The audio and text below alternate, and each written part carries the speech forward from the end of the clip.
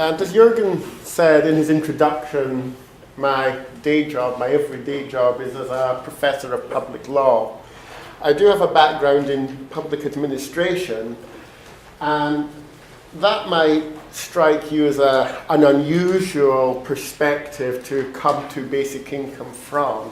That's not the kind of background or the kind of focus that most people who talk about basic income have. And even though you do have lawyers involved in basic income research and debates about basic income, I think this tends to be more from the kind of idea of basic income as a right, basic income as a constitutional right.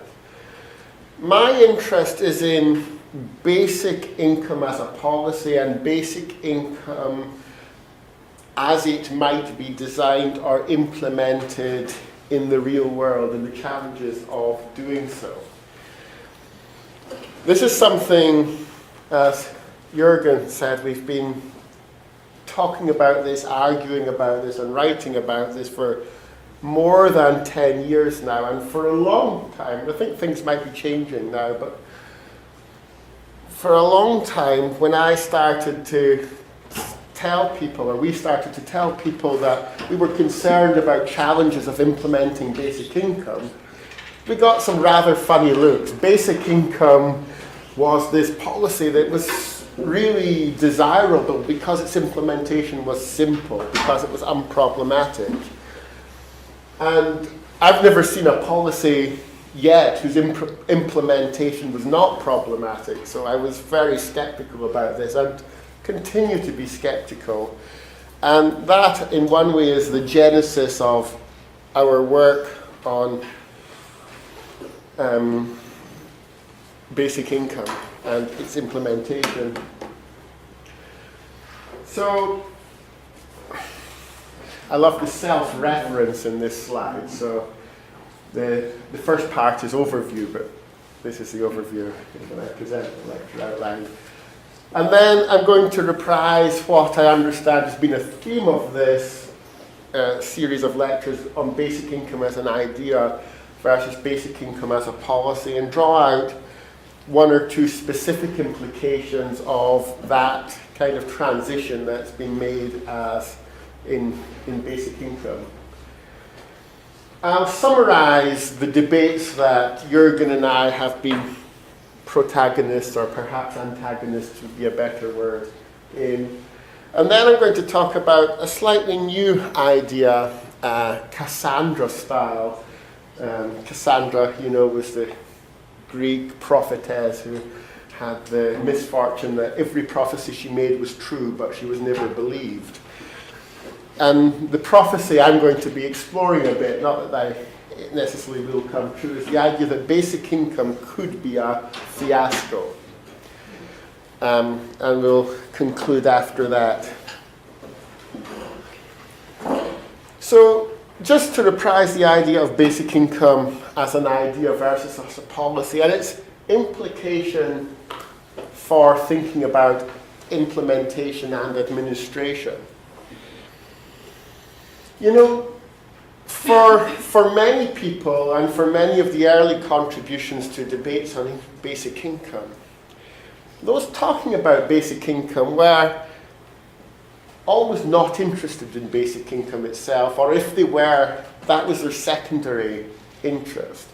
What intrigued them was the ability of the discussion around basic income to provoke or sharpen insights about justice, equality, freedom, and so on. Now, if that's your concern, it is probably just about forgivable to ignore implementation. I think not quite, and we'll get to some of the not quites, but you can understand that for those purposes you want to abstract from many of the design details in order to get to the key essence of the insights that you want to get to. But as policy, we know that the devil is in the detail. and the effects that policies have on people's lives, people's welfare, and the decisions that they make about their lives as a consequence may depend on specific design features, which at this stage really cannot be ignored. Let me just take one example, because I think it illustrates the matter quite well.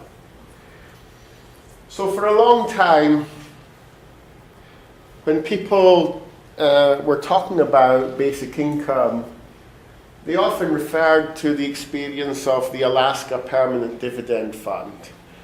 You all know about this, I'm sure.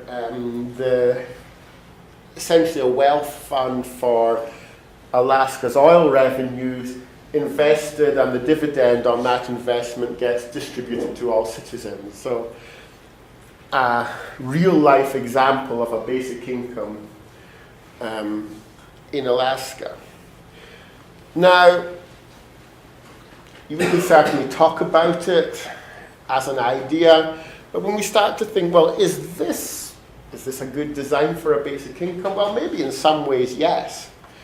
It has one kind of stability in that, it's very much entrenched within what Alaskans understand as their rights. It would be very hard to abolish.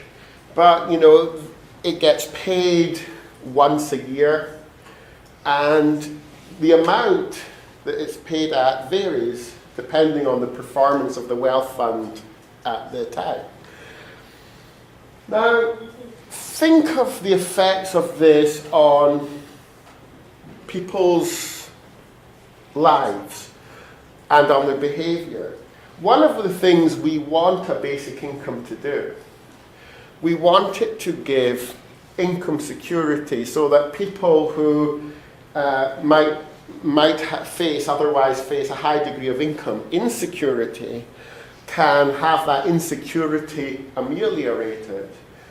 But more than that, we want them to behave as if they didn't have to worry about income insecurity. We want them to take decisions in which the decisions that we all have to take in some way or another about a future high income versus a present low income. You might get a higher income if you engage in some training or education in the longer term, or take a job with an apprenticeship. We want people to take these decisions without having to worry about a high level of insecurity. Now, in those terms, something like the Alaska Permanent Dividend Fund actually, you might think, works fairly poorly. Paid once a year, it's not going to help people on marginal incomes with month-to-month budgeting, and since they don't know what they're going to get paid in the next payment, they don't know how much they can increase their present consumption versus make other decisions. So, it's nice when you get, I imagine, it's nice when you get your dividend payment, but it hasn't in any major sense changed the decisions that you are able to make about your life course, or at least not as much as it might do on a different kind of design. So that's just one way in which the devil might be in the detail. Now, the other sense in which the devil is in the detail is once we start to think about a basic income that might be paid or administered imperfectly, in which errors are bound to occur, whether errors in design, erring by designing an income at too generous a level, which might be less affordable, or the opposite, not generous enough to make the changes we want in people's behaviour. Or if we think in individual cases about people who might be entitled to a basic income, receiving it or not receiving it. Now, as I like this quote from Robert Gooden, no system of law or administration is perfect. Try as we might, we are bound to err. And a very simple, probably unchallengeable statement, but the implications are quite profound. First of all, think about marginal or hard-to-reach populations, or sections of the population. The classic example you might come up with be a homeless person. But less classic, but equally problematic, are people without access to internet, or fast internet, or regular access to internet, where claims are made online. Or people without access to a transactional bank account.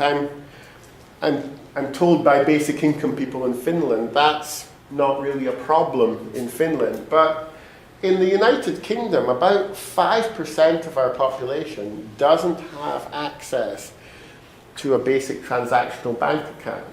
So when we think about implementation, we think, well, how exactly is our benefit going to be paid? How is it going to, how is one going to claim? We've had examples of benefits in the UK, the universal credit that's now being abolished, in which the application method was in the jargon of UK benefits law, digital by default, i.e. by default the application was online. But it turned out that digital by default, there was no actual non-default option. If that's part of the design of a scheme, those without access to internet aren't going to get their basic income, which might be, you might say, and it's true enough, but that's the same with any kind of welfare benefit, isn't it? Well, yes, it is, but remember, one of the claims that's sometimes made about basic income and its implementation is that its administration is very cheap, that one can cut the costs of bureaucracy by moving benefits towards a basic income design.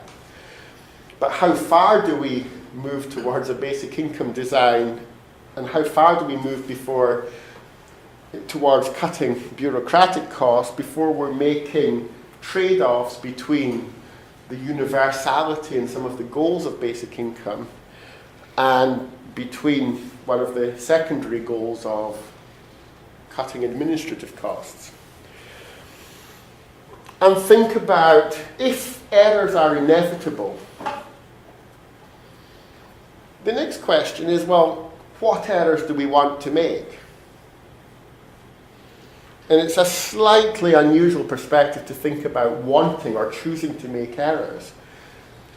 But actually, a good deal of risk assessment is thinking about what level of error is acceptable and what kind of errors are more acceptable than others. Is it acceptable to have a very cost-effective program if one knows that one person in 20 or one person in 50 is falling through the system by not getting a grant? Or would we say that that is not acceptable, but we would be willing to tolerate a certain level of, say, fraud or corruption in the system? Or maybe we're willing to tolerate neither, but we're willing to tolerate a higher level of administrative costs. So we forego these supposed benefits of a very cost-effective administrative scheme in order to have a scheme that we know gives a benefit to everyone who's entitled and doesn't miss so many people out. And these are some of they seem like obvious things, but once you think through the implications of these basic dilemmas, then the implications, the kind of basic income you end up at the end of that thought process or decision-making process could be very different depending on the choices you make along the way. So, moving on from that,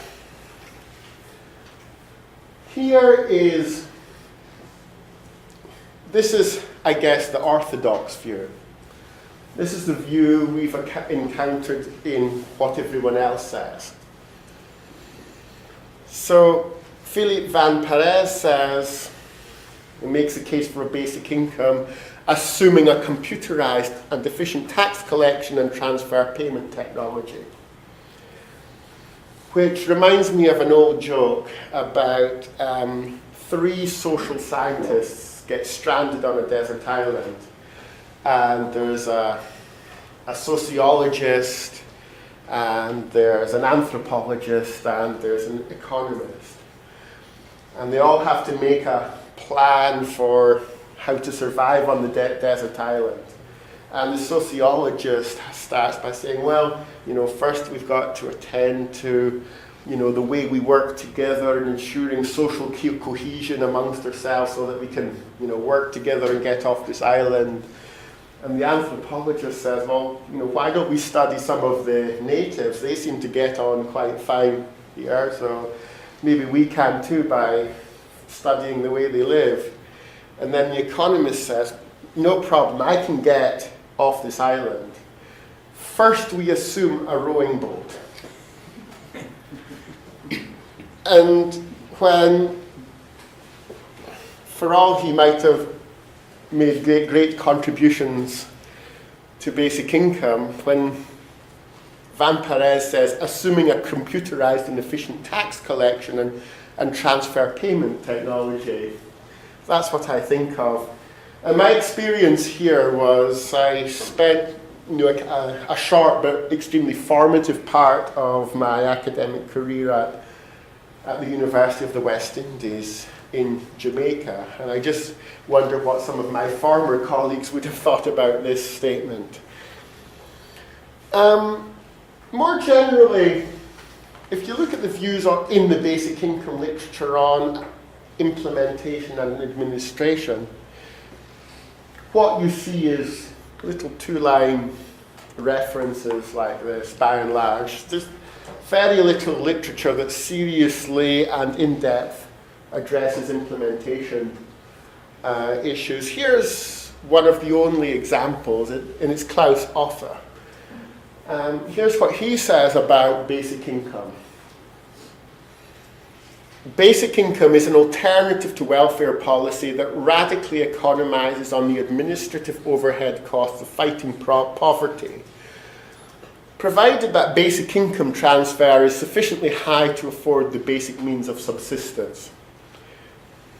By its definition, being unconditional, basic income allows 4 of the 5 tests, which I'll come to in a minute, to be done away with only the remaining one being the test of national or European citizenship.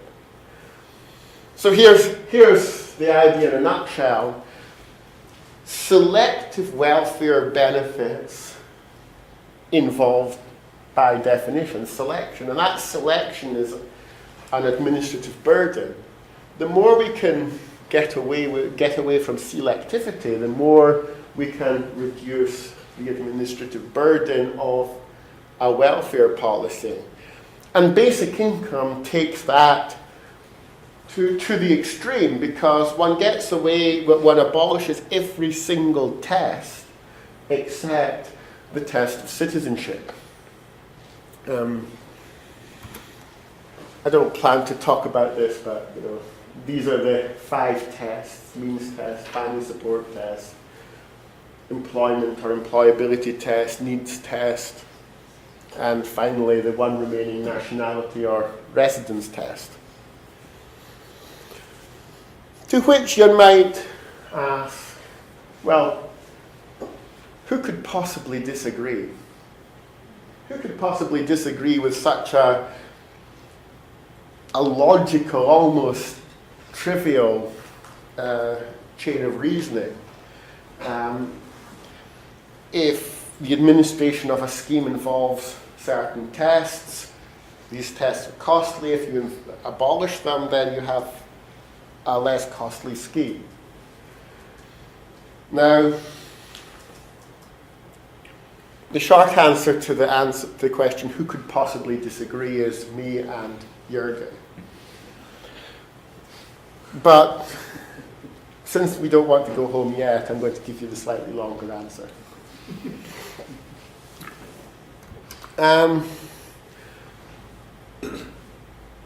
So really, this is not so much disagreement as qualification, serious qualification that we want to make. So one is not saying that Offa or Van Perez are wrong as far as they go, but so it's not no, but yes, but, and there's a lot of buts that I want to get into. If you want to know everything that I've read on this, everything that I've written on this, well, you will find it on Google Scholar. I'll just go into a couple of points now. So let's take these tests, for example. The means test, assessing people's eligibility for a welfare benefit requires an assessment of their income. Now, if you have a basic income, can you get rid of the necessity of assessing people's income? Well, not if you're paying other benefits dependent on their income. And not if you're assessing people's liability for tax based on their income. So some of these costs are common costs to other administrative activities. So you can only economize on these costs if you're abolishing these other activities as well.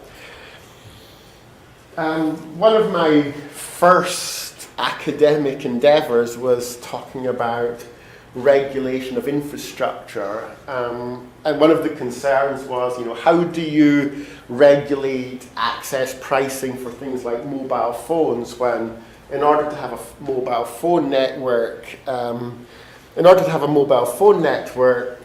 you have certain costs that are common across all customers or across maybe different providers. How do you share those costs? And the literature actually gets incredibly complex on this. But the answer is, well, in order to figure out what is the cost of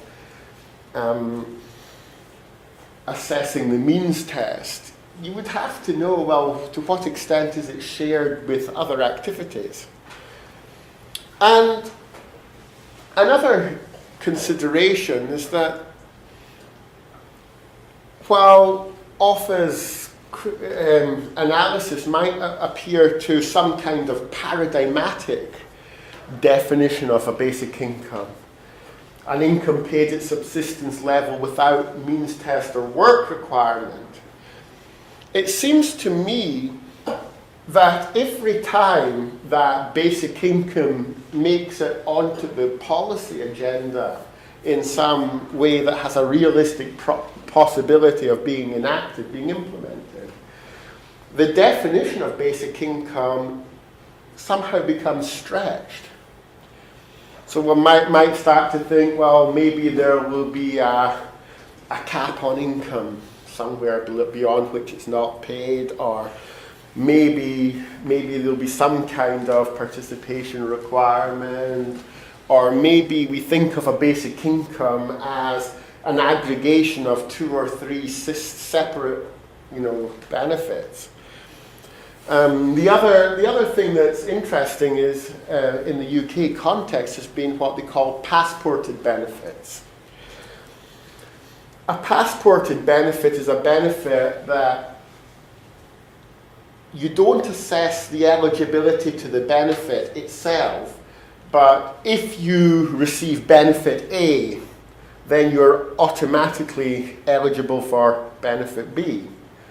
Now, if you are if benefit A gets replaced with a basic income, what happens to your assessment of benefit B? Well, your cost of assessing it actually goes up, so you get that paradoxical effect. Now, thirdly, when people talk about basic income as an idea, often this is in the context of a rather radical and demanding commitment to not just replacing the details of the way benefits are paid, but to achieving a new level of social justice. So actually reinvigorating the welfare state or going to the next level. So in one sense, when we talk about the implementation of a basic income, to adhere to these elements of the ideal, we actually have to judge it to a slightly higher standard. And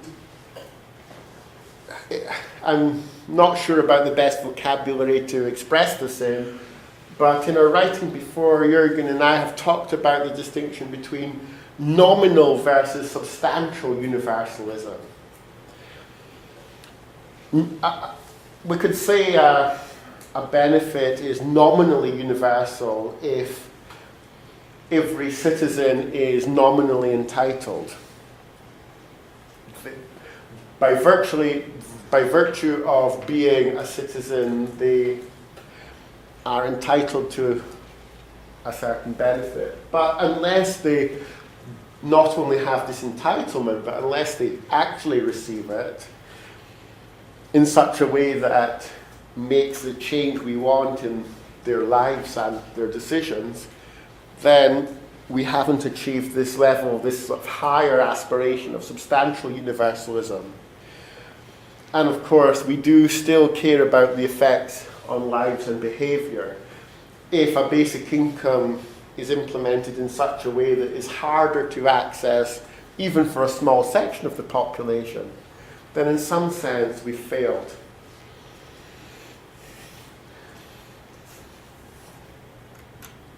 And finally, a small digression on just one aspect of this, and this is the payment system. And just one example of how the way we choose to implement a scheme can not only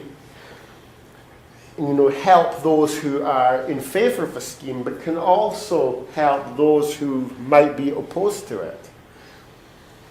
So, one of the debates that has gone on in the United Kingdom recently is whether benefits should be paid through smart technology. There's a mock-up of a card you might receive with the chip on it, so that if you pay for goods electronically, it can track what you spend it on. And so in this mocked-up version, we have no cigarettes, no alcohol, no mobile phone top-ups. So your mode of implementation could actually be strengthening or enabling those that actually share an opposite ideal from you if you're a basic income advocate. So rather than letting people take their own decisions more, it's actually reducing people's autonomy. Tesco, just to show the level of the little joke here, Tesco is one of our supermarkets. So, obviously if you get the Tesco version of the benefits card, you can only spend it in Tesco. Atos was a private firm that got the contract for assessing certain benefits in the UK. So implementation, in other words, matters for the subsequent politics of the scheme, and whether a scheme is durable, whether it can be turned to other purposes. One of the oldest insights that's kind of foundational for the public policy literature is that it turns on its head the old assumption that politics leads to policy. The idea that ideologies and interests and their articulation result in certain policies. But actually, it can often be the other way around. Policy creates politics. The specific way that a policy is designed and what it does results in a sort of constellation of interest emerging around that, the defenders, the opponents, the particular arguments that are advanced. And so that can be as true, I imagine, of the implementation of a basic income as it can for any other kind of policy.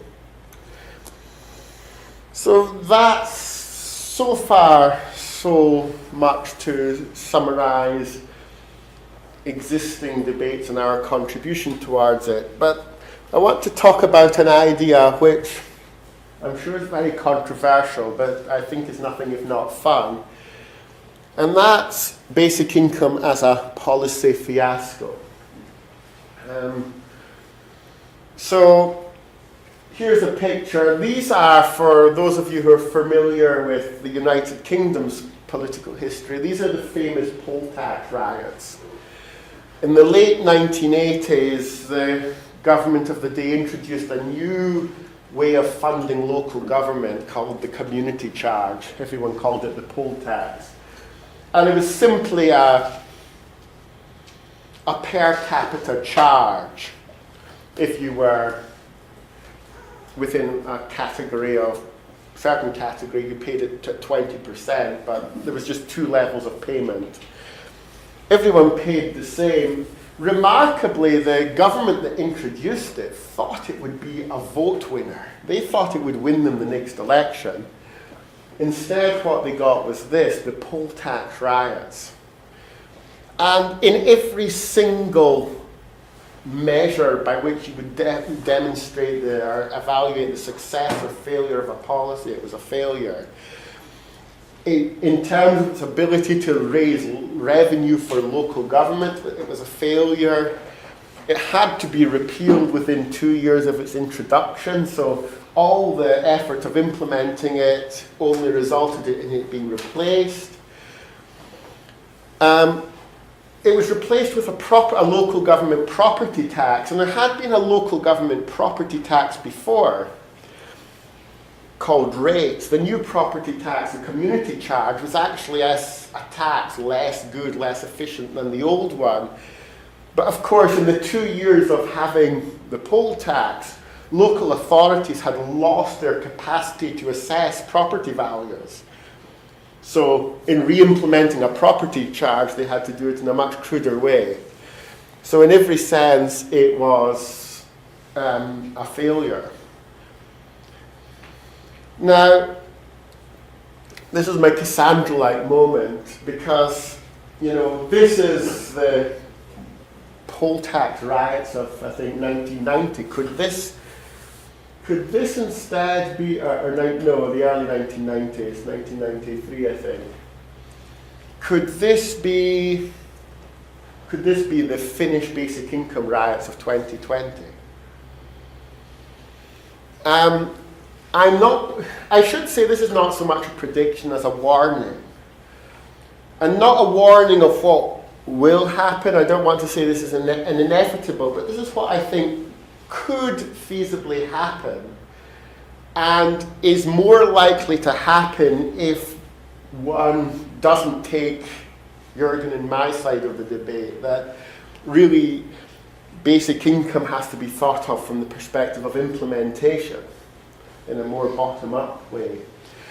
And in the rest of my lecture, I'm going to take you through some scenarios of how basic income could be the next poll tax, the next policy that's a failure in every conceivable way.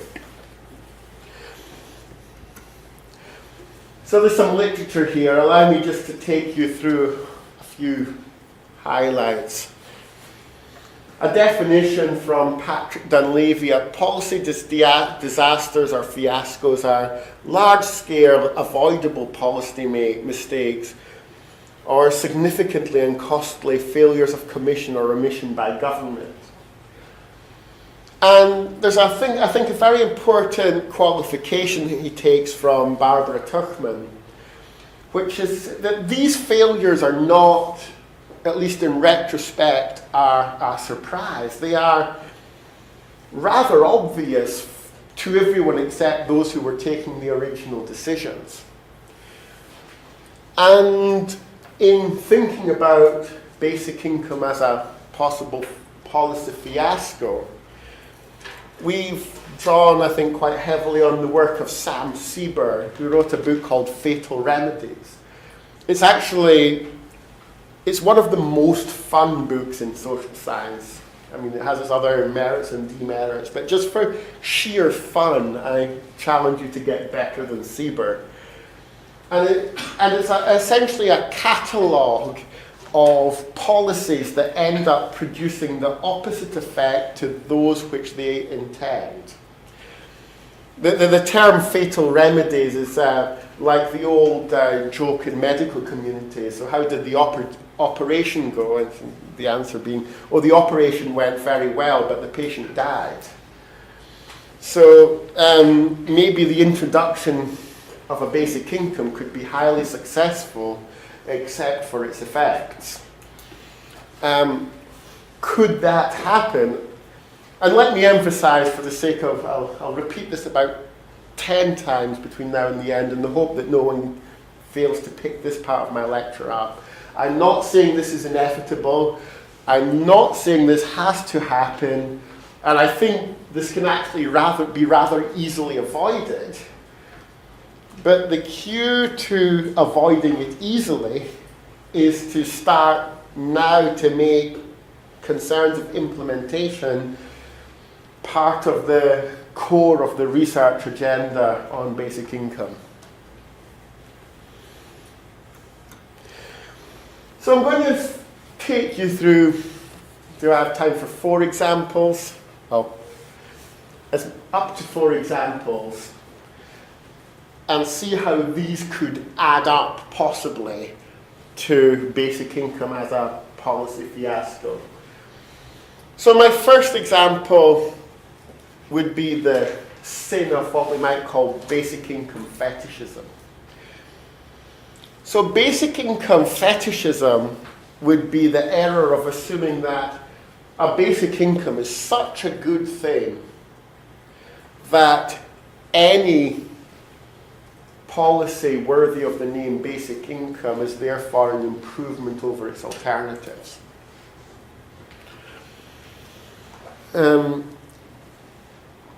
Here's an example. So Iran has a sort of a basic income which originated out of the fact that there used to be domestic petroleum subsidies on petrol and oil, which had the effect of distorting the market with all the deleterious effects that economists can tell you about. And at some stage they had, for the sake of correcting induced market failures, they had to abolish these. And in doing so, they realized that if they abolished these, they would have certain effects on the poorest. So to mitigate the effects of the rises in price that would result from abolishing these subsidies, they introduced a scheme that was originally intended to focus on the poorest, so originally intended to be selective, but actually, in fact, for actually pragmatic rather than reasons of principle, it actually was implemented as a universal scheme. But in doing so, it came under significant pressure. Firstly, many more people sought to benefit from the scheme than originally planned.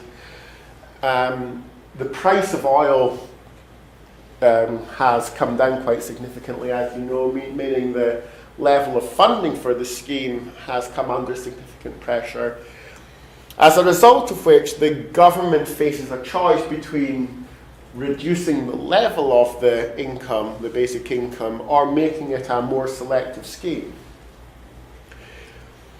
Now, that far is fact. The next step is sort of thinking through the possible ways in which this might develop.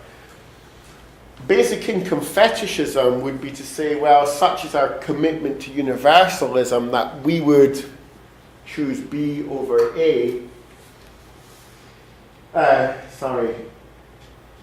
We would choose A over B. I'll correct that in the other slides. Because A keeps something worthy of the name of basic income, but that would make the poorest worse off. So the implication of a certain decision now facing the Iranian authorities is that choosing to depart from a basic income would actually be better for the poorest, at least in the short run, ignoring second, third order effects, than retaining a commitment to a basic income. Example 2, provoking opposition to a basic income. And this comes from the potential of the symbolic significance of basic income. Now, just as in the previous example, the symbolic significance of a particular benefit being a basic income might tempt many people to prefer a reduction in the level to an addition of an element of selectivity. So the symbolic significance of a basic income could lead to such a scheme doing a better job of galvanizing opposition than other more incremental, marginal measures to make existing benefits a little bit more generous or so on. And an example I could give of this would be the Swiss basic income campaign. The Swiss government, as you know, the Swiss authorities are now organising a referendum on whether Switzerland should have a universal basic income, having the basic income proponents having gathered 130,000 signatures. But in doing so, for the first time in Switzerland, there is some kind of a galvanized, coherent, anti-basic income campaign. And just thinking a bit further about that, one could think of specific advocacy strategies doing a better or worse job of not just galvanizing supporters, but also provoking opponents. And the more so in that some of the claims I hear in favor of basic income are quite extravagant. So I'm quite comfortable with the idea that basic income would do a good job of advancing certain very important goals, and I really think income security is a really important one. Not just level of income, but certainty that you're income. The more one moves from this to advancing gender, not advancing, but tackling gender inequality, dealing with the oncoming technological unemployment when the robots steal all our jobs, to tackling crime or health or all the rest, the more that, even I'm a little bit repelled by some of the arguments. And so, therefore, one might imagine that thinking about the implementation in terms of specific goals might help with avoiding the possibility of basic income being a fiasco. Example 3, this comes from the work of Ingrid Robbins. And reveals a kind of a paradox that I think could result in basic income actually being a reverse effect in terms of its impact on gender equality. So basic income will, in any design worthy of the name, be paid equally to men and women. And in that respect, it should improve the lot of women who still bear a disproportionate burden of care work. And that's a first order effect. But particularly bearing in mind that decisions about work versus in the informal sector versus care work tend to be taken on a household level.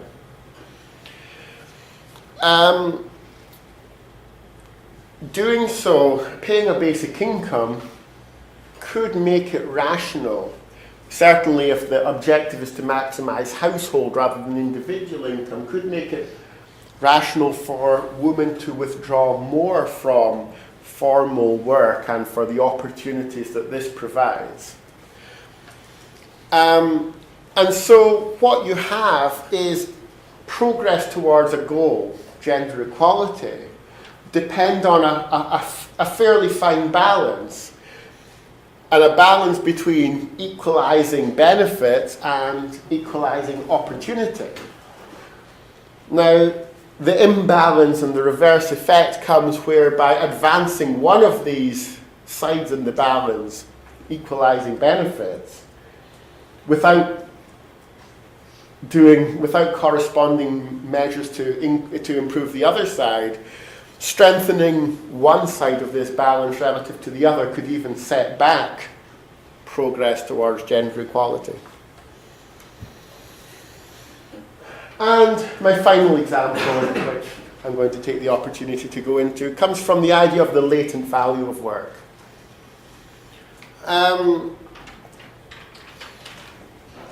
We all know that the benefit of work is that you get a nice salary, but one gets many other opportunities and benefits from work.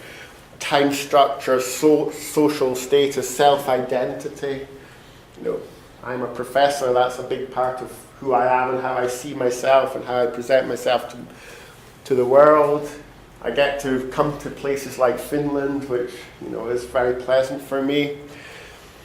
Now, a basic income, however generous, solves the income side of that, but does nothing for the latent value, does nothing for the latent value of work. Now, when one thinks about, one could think of the impact of a basic income on those people already without work, or with only very intermittent or irregular forms of work, then attending to the income side is certainly a good thing, and don't get me wrong there. But the more that a basic income is a supplement or a replacement for the income of people in so-called good jobs, the more it actually makes their lot worse off. And think about things like arguments about technological unemployment. The idea that automation won't just replace workers putting the bottle tops on whiskey bottles, but actually will actually replace good jobs like professors. So, you know, in 10 years it will be a robot giving this lecture. If the implementation of a basic income gives cover for this kind of move towards technological unemployment, then basic income has actually made things worse. So the problem here is perverse diagnosis. The diagnosis being that the problem is exclusively a lack of income. Now, all of these arguments,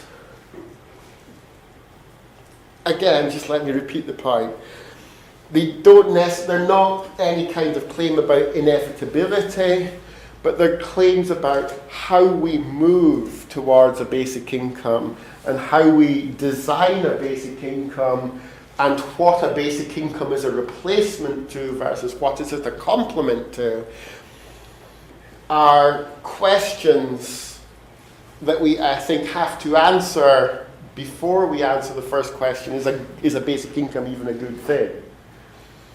One gets the second question once we've answered the first question. So, which brings me to a theme that I think is going to be increasingly important to debates on basic income as we move from an idea to a policy. And that is, to what extent is basic income a completely new kind of social welfare policy? Or to what extent is it just another way of thinking about delivering what we currently deliver in different ways? It's kind of conceptually not so distinct from other kinds of welfare policy. Now, if one thinks of basic income as just another kind of welfare policy, not so different from the others, then the conclusion that really falls from this is that all the problems that we wrestle with in our existing debates on welfare policy, they're still going to appear as part of the challenges of implementing a basic income. They might appear in slightly different ways, in slightly unexpected forms, but they're not categorically different. Now, in one sense, this is good. I mean, it's kind of bad news for the more utopian thinkers about basic income, but for the more prosaic, it's bad news for the poets, but it's good news for the prose writers. Because it means that we can learn from all our experience, hard-won experience of making social programs work. And conversely, if we think of basic income as a completely new kind of social policy, completely transformational, then we would have to admit that in that case we just don't know how it would impact in practice. So the uncertainty is greater, and it's even greater because, parallels that we might draw from what we know are unreliable. And in the literature on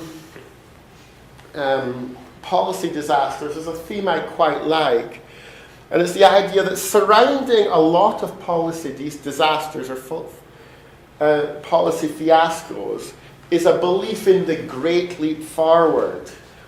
The great leap forward being the belief that, the way we do things now, the way we administer our programs now is all very difficult and it has all these problems, but if we just made this great leap forward, we'd leave all these other problems behind.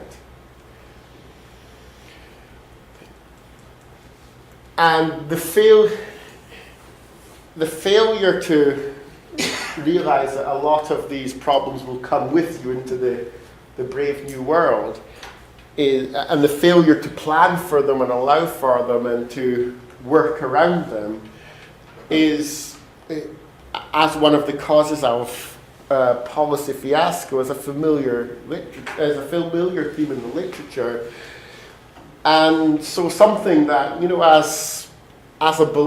might not sound like it from what I say, but I am actually a believer in basic income.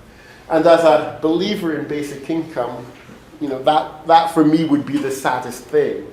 So that's why I want to persuade, all of you that, you want to, not that you have to become lawyers or public administration scholars, because, we've got plenty of them, but, we have to engage with those kind of concerns and think about these kinds of issues.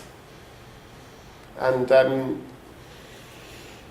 over the work that I've written over many papers now, in which you can read if you fancy it. You'll see what I think are the specific starting points for that. Okay.